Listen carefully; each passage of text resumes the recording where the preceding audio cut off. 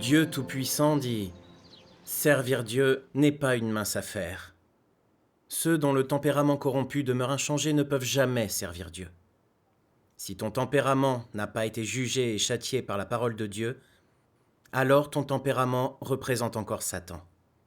Cela suffit à prouver que ton service pour Dieu dépend de ta propre bonne intention. C'est un service basé sur ta nature satanique. Tu sers Dieu avec ton caractère naturel et en fonction de tes préférences personnelles. En plus, tu continues de penser que Dieu se réjouit de tout ce que tu souhaites faire et que Dieu est tout ce que tu ne souhaites pas faire, et ton travail est entièrement guidé par tes propres préférences. Peut-on appeler cela servir Dieu ? En fin de compte, ton tempérament de vie ne changera pas d'un iota.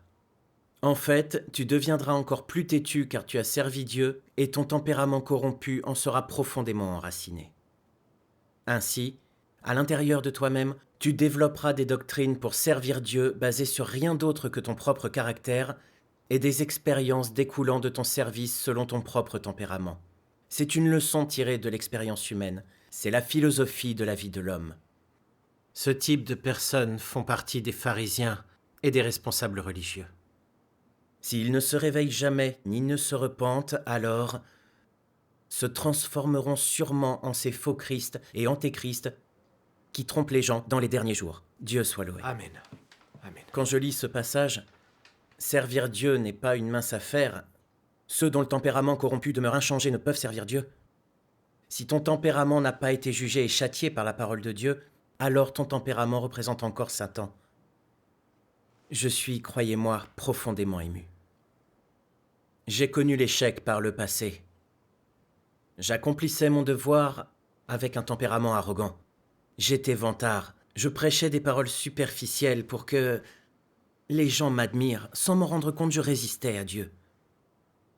C'est plus tard, grâce au jugement des paroles de Dieu, que j'ai compris la source de ma résistance à Dieu et ma nature satanique, que j'ai voulu me repentir.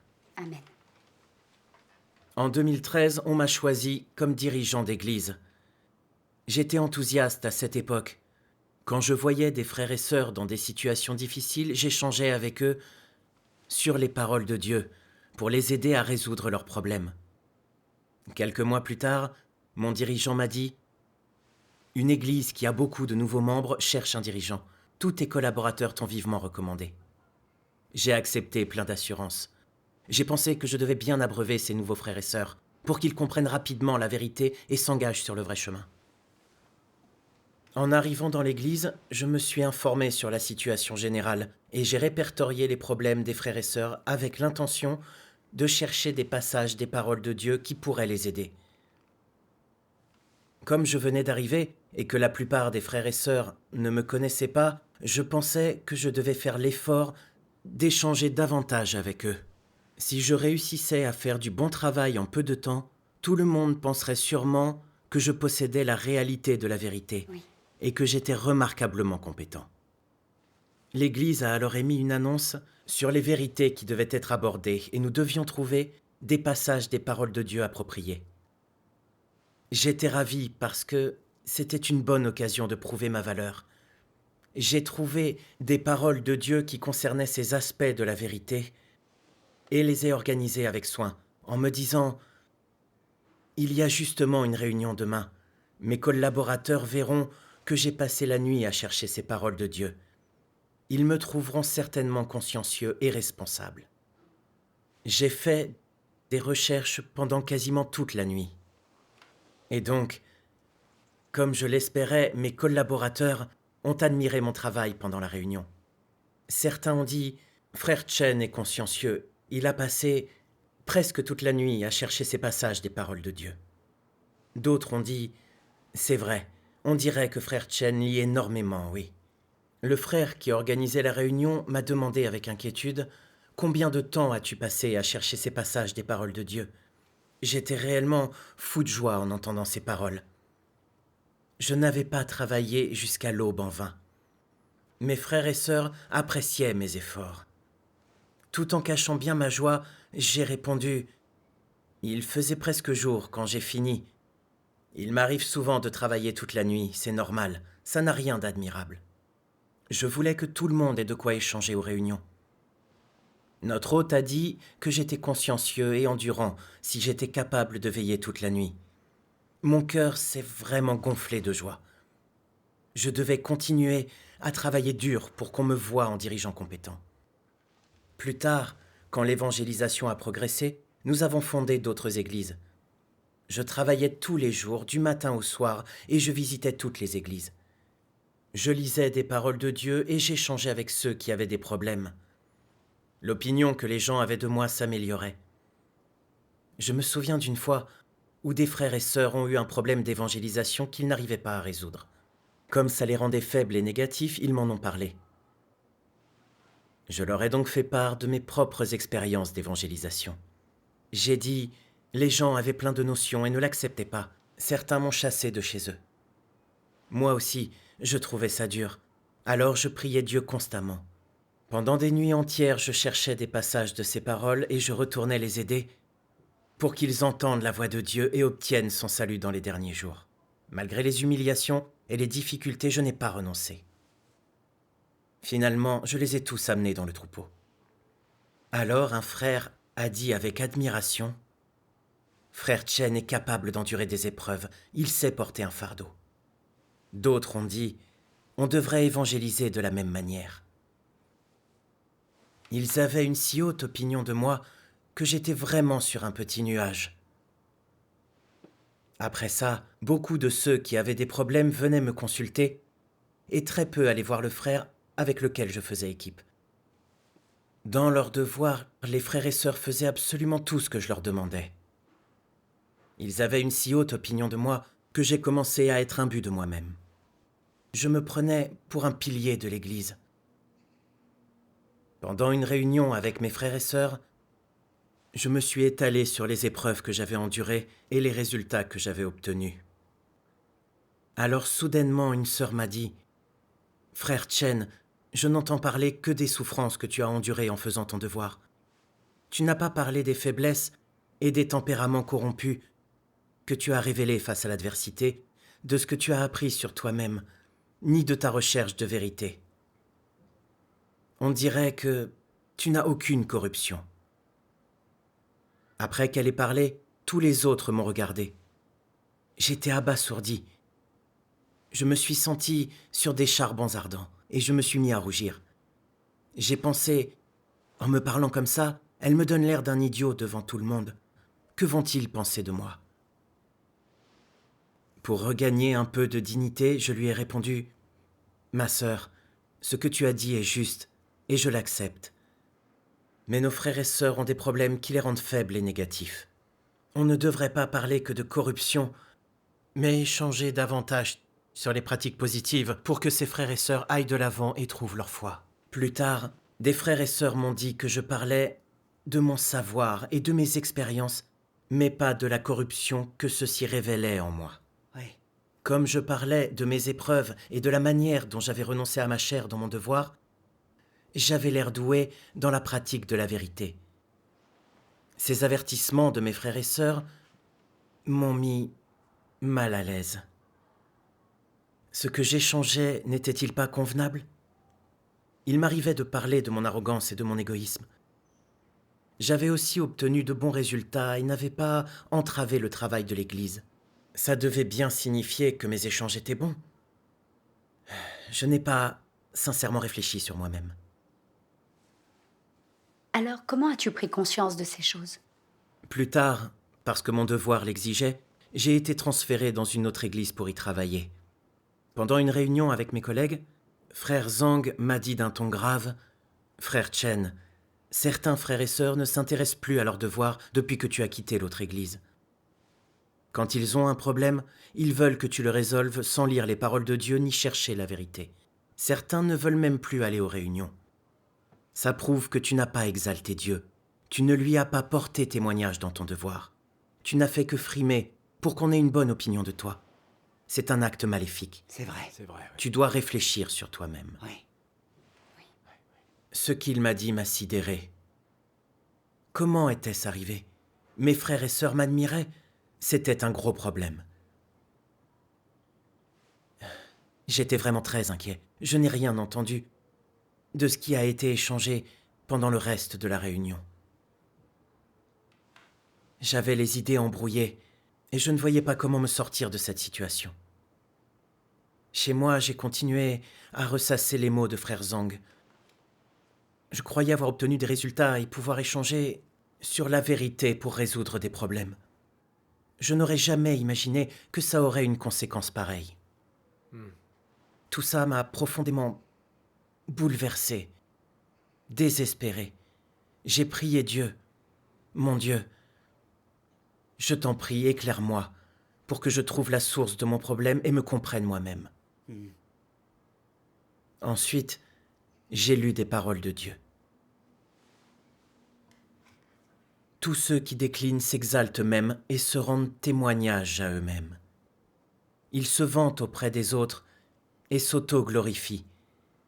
Et ils n'ont absolument pas pris Dieu à cœur. Avez-vous une quelconque expérience de ce dont je parle ? Nombreux sont ceux qui rendent toujours témoignage d'eux-mêmes. J'ai souffert comme ceci et comme cela. J'ai fait ce travail-ci.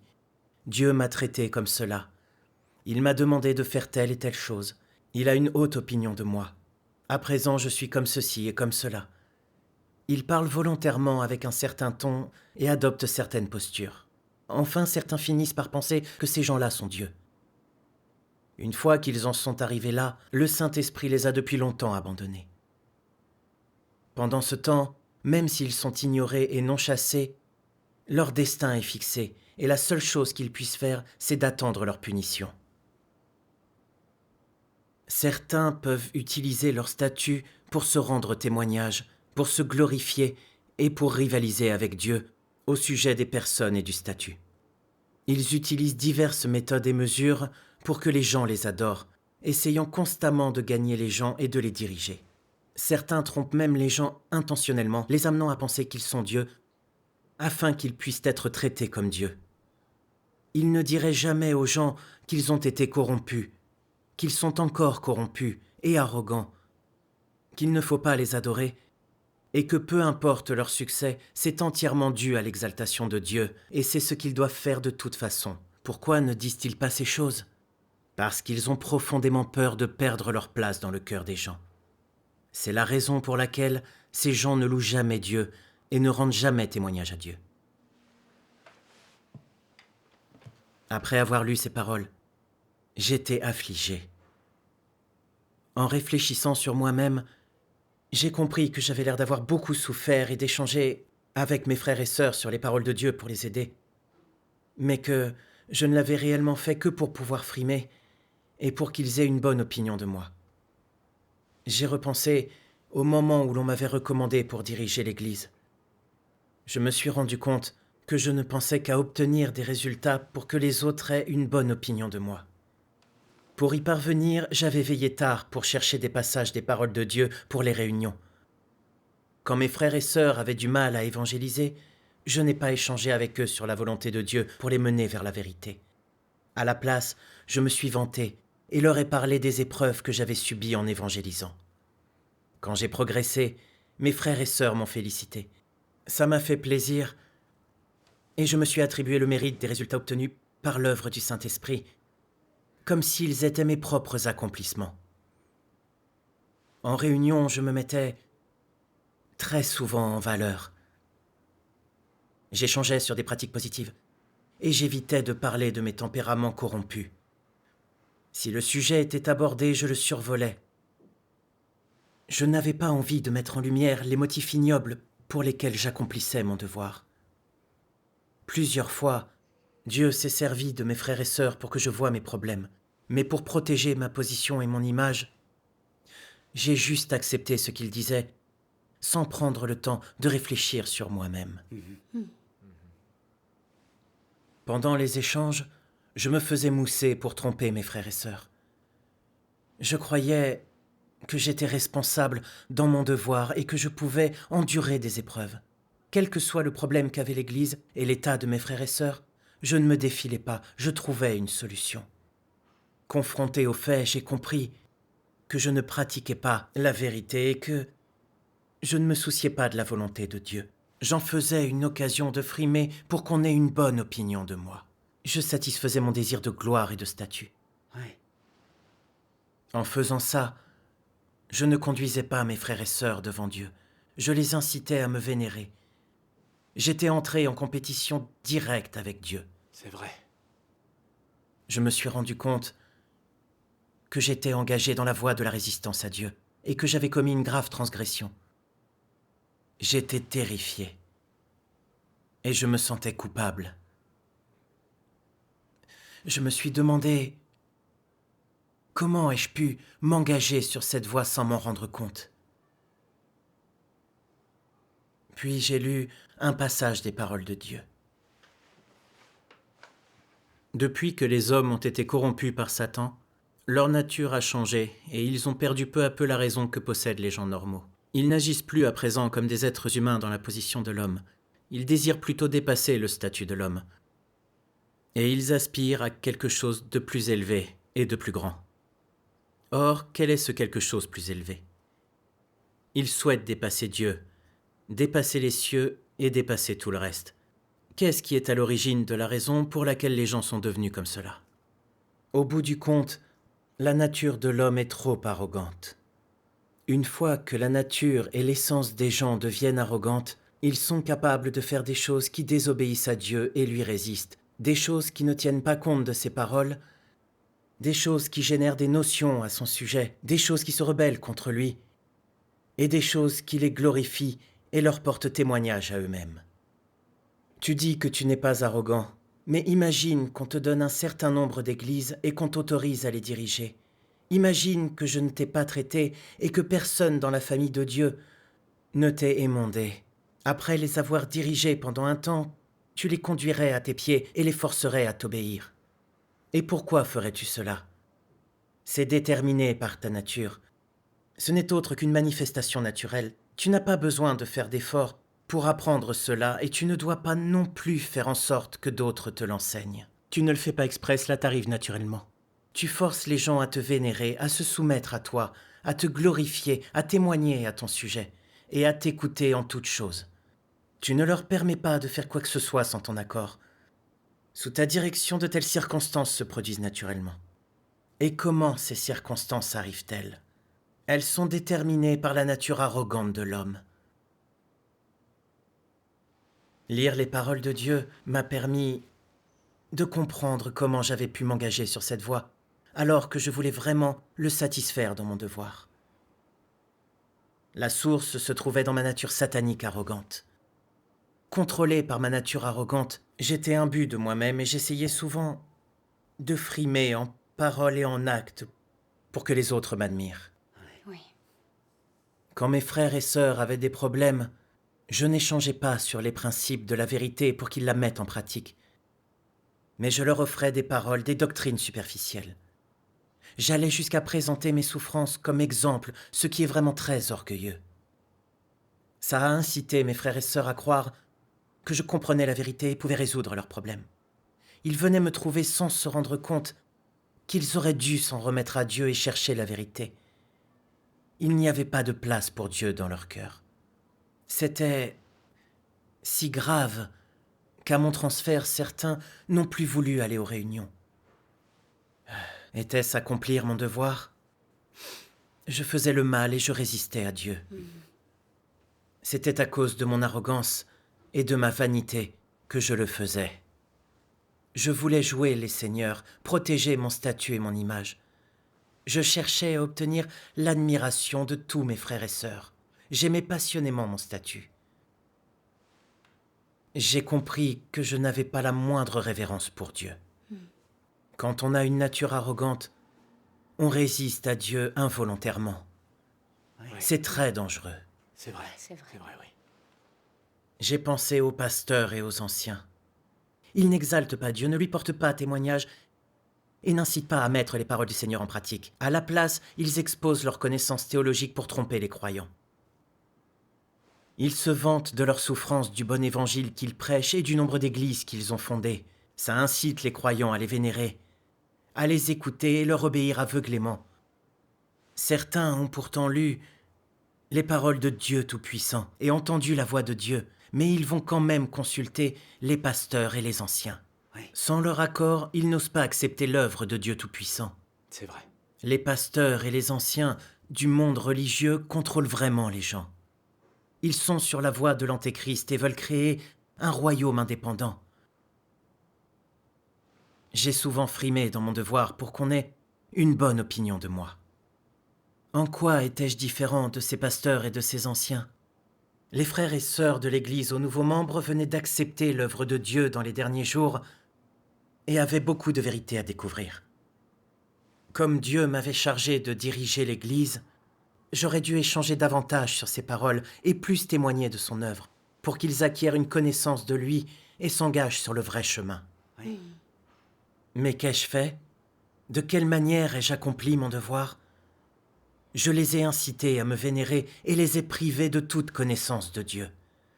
En faisant ça, j'ai nui à mes frères et sœurs et perturbé le travail de l'Église. La voie sur laquelle j'étais engagé était celle de l'Antéchrist. C'est vrai. Plus j'y pensais, et plus je m'inquiétais. Je voyais que j'avais été arrogant, que je ne vénérais pas Dieu, et que mes actions offensaient son tempérament depuis longtemps. S'il n'avait pas employé mes frères et sœurs pour m'émonder et me traiter, je n'aurais jamais réfléchi sur mes actes. Si j'avais continué ainsi, je ne sais pas combien de mal j'aurais fait, et j'aurais été puni par Dieu. C'est vrai. C'est vrai. Encore effrayé, je me suis prosterné devant Dieu et j'ai prié. Oh mon Dieu, j'ai été si arrogant. Je n'arrête pas de frimer et ça a incité mes frères et mes sœurs à m'adorer. Il n'y a plus de place pour toi dans leur cœur. J'ai fait le mal et t'ai résisté. Je mérite ta punition. Mon Dieu, je veux me repentir devant toi et chercher sincèrement la vérité pour prendre un nouveau départ. Amen. Amen. Dieu soit loué. Après, j'ai lu ces paroles de Dieu. Comme l'une des créatures, l'homme doit garder sa propre place, se comporter consciencieusement et garder avec dévouement ce qui lui est confié par le Créateur. Et l'homme ne doit pas agir de manière déplacée ou faire des choses qui dépassent ses capacités ou qui sont répugnantes pour Dieu. L'homme ne doit pas essayer d'être grand ou exceptionnel ou au-dessus des autres, ni chercher à devenir Dieu. C'est comme cela que les gens ne devraient pas désirer être. Peu importe ce que les humains cherchent ou ce qu'ils désirent, seuls ceux qui retournent devant le Créateur et accomplissent et achèvent consciencieusement ce qu'ils sont censés faire et ce qui leur a été confié, vivront avec la conscience tranquille et d'une façon qui soit juste et adéquate, sans aucune souffrance. C'est la signification et la valeur de la vie. Amen. Amen. Dieu soit loué. En lisant les paroles de Dieu, j'ai compris qu'il était le Seigneur de la création et qu'il était juste et naturel que les hommes le vénèrent et se soumettent à lui. Amen. J'ai aussi compris que je n'étais qu'un petit être créé, un humain corrompu. J'étais plein de tempérament satanique. J'étais arrogant, malhonnête et mauvais. Pourtant, je frimais constamment pour gagner le cœur des gens. Je n'avais aucune honte. J'étais incroyablement arrogant. Plus j'y pensais, plus j'avais honte. Je me haïssais pour mon aveuglement. Je ne savais pas qui j'étais. C'était grâce à l'élévation de Dieu que je pouvais remplir mon devoir. Je devais prendre ma place d'être créé, devenir une personne honnête, qui cherchait la vérité, exaltait Dieu, lui portait témoignage et faisait bien son devoir. C'était la seule manière d'avoir la conscience et la raison d'un être créé. Amen.